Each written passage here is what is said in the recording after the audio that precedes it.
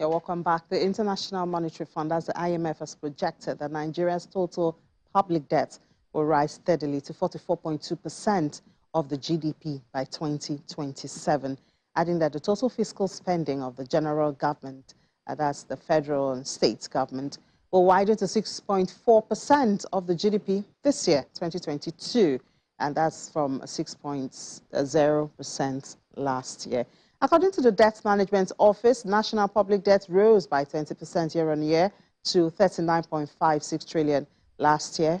It went up from 32.92 trillion in the previous year. Also, at the end of September 2021, debt servicing to revenue ratio stood at 76%.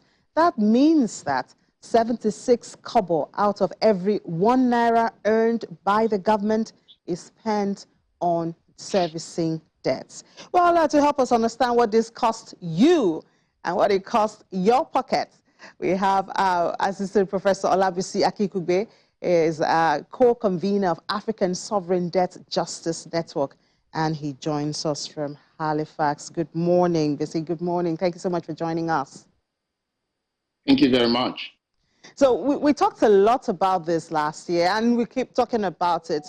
And one of the defense is that Nigeria is still within the limits of 40% of, that's 22.47% when you talk about debt to GDP ratio. But IMF disagrees, stating that the nation's debt to ratio, even though it's still within 40%, but it calls for concern. How do you see this from your network? Thank you very much.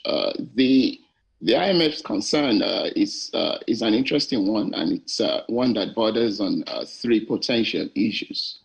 One is the fact that issues around debt has significant challenges when it comes to transparency.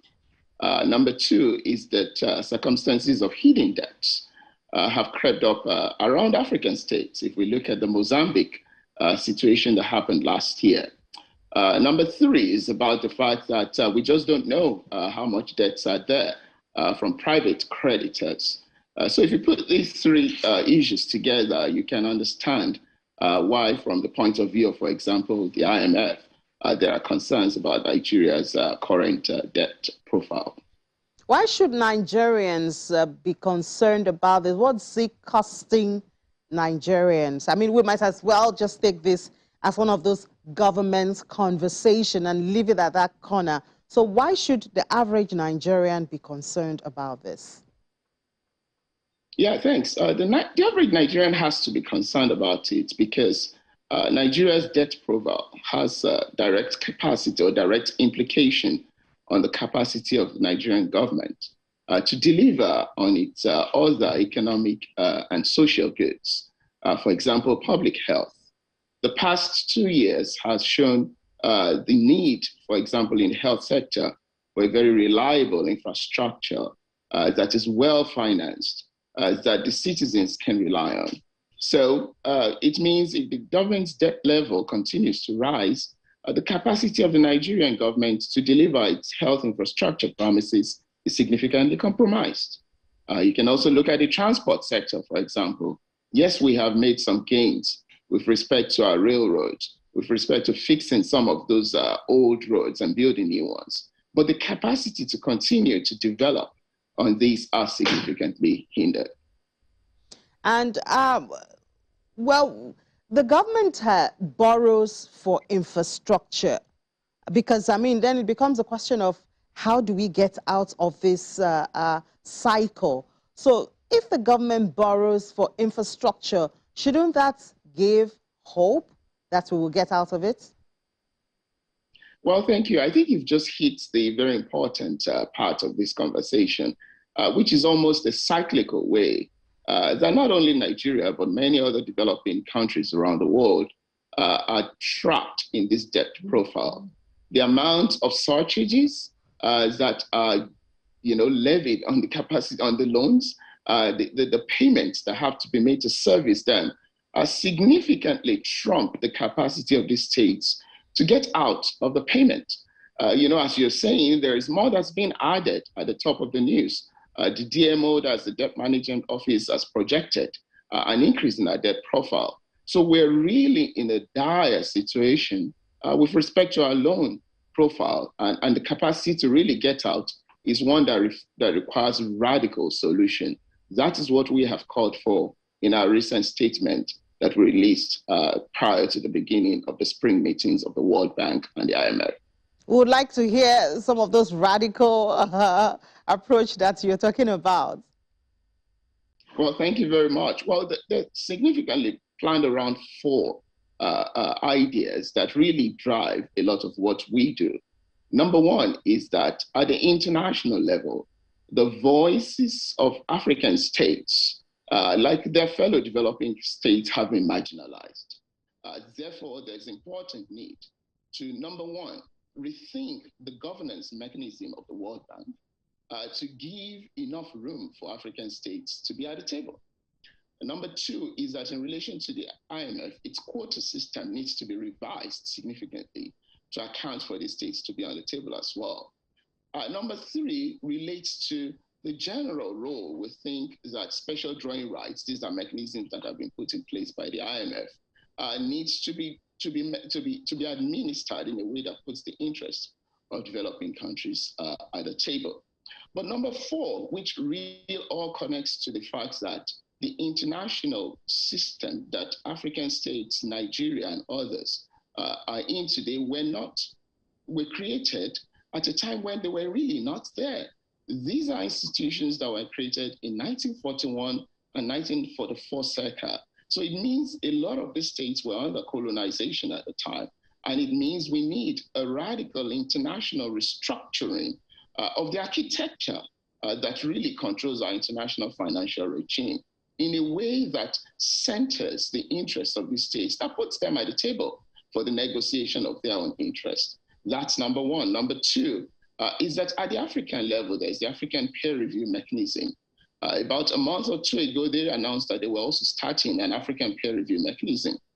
That is important because the review mechanism has direct impact on the capacity of a state to borrow and to stabilize its economy. And so it matters that, out of the poor ratings we've seen in the past year, particularly the Ghanaian finance minister coming out and calling for a restructuring of the international financial architecture. Thirdly, is at the national level. The legal mechanism that governments have in place in African states is still very challenging. There are issues around transparency, accountability, and gaps in the legal regimes. We think that at these three levels, we need to drive the consciousness. And that's what we're doing with the activities of the African Sovereign Debt Justice Network that has various arms to its activities. All right. Well, there are also those who have talked about federal government seeking a debts moratorium. I don't know what you think about that.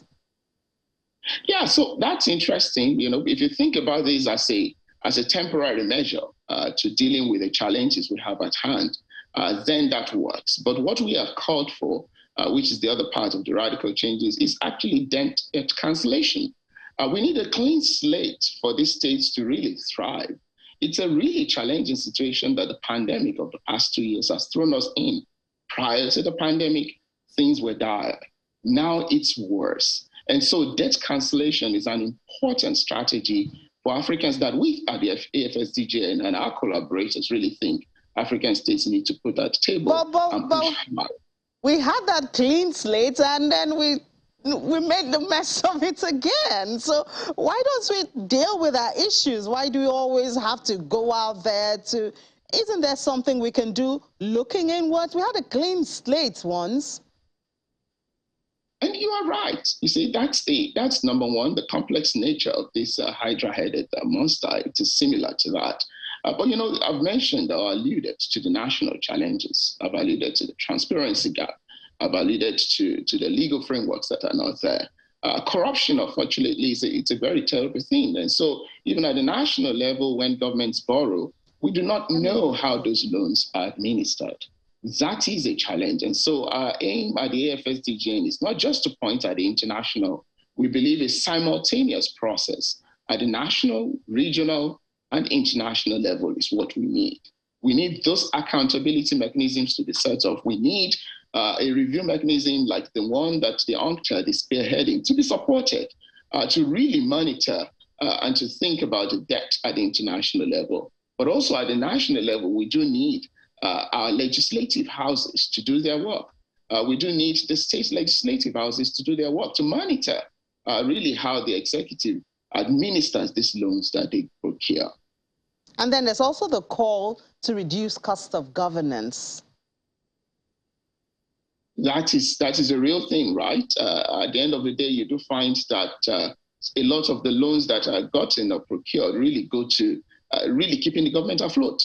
And that's because we have a bloated regime of governance. It's not the first time Nigeria, by the way, has addressed these issues. The call to trim down Nigeria's governance, robust governance architecture has been on the table. I think it is one way. It goes a long way in addressing some of the issues, but it doesn't really go quite as far as addressing some of these fundamental issues. They are baked into the structure, into the mechanism of governance that we have in Nigeria. They are baked into the regulatory regime of international governance. By the baked in, actually, I'm talking about the inequality regime, the way in which the states are not able to address them. So for Nigeria, if the country really is able to trim down the cost of governance, that would be great, but transparency also remains key in other areas. All right, so if the projection of the IMF, which is that by the end of this year, 2022, that Nigeria was spending as much as 92.6% of its revenue to service debts, if it actually comes to be, could you paint a picture of what direct and indirect impact this will have on Nigerians? Oh, thank you very much. Well, it's hard. It means, for example, that for the average Nigeria, the government, number one, may not be able to do anything about the state of our road infrastructure. Number two, it means the government may not have any fiscal space to really create any new economic-driven jobs, right, that it might want to support. Number four, it means, areas such as, again, I emphasize, health sector will be significantly compromised. This really cripples the capacity of the government to meet those basic needs and services that you and I as Nigerians need. The socioeconomic rights that you will need to enjoy as otherwise, housing, security, amongst other issues, are significantly compromised. And, well, doesn't look like there's anything a Nigerian can do except we just keep talking about it. Oh, no, there's a lot. That's one part of it.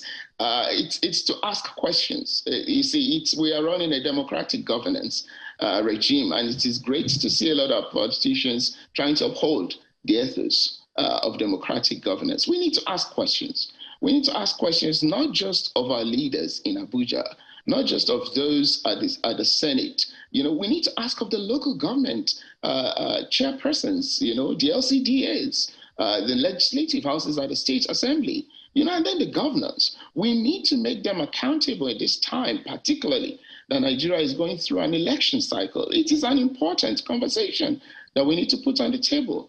Quite apart from that, though, citizen advocacy groups have been doing a lot of work. We need to know the terms on which the loans that are procured, are being given. We don't see them. And that's a challenge to the extent that these things are, secret, hived off, and then we don't have adequate information to really assess what the citizens need. So the citizens have a lot to do. We talk, but we ask questions, and we can do public interest litigation. That's another aspect. That's the one that brought out the Mozambique situation. And so there are organizations, civil societies that are doing this in a respectful, meaningful way. And our work in AFSDGN, in terms of research, is geared towards really supporting those kinds of initiatives as well.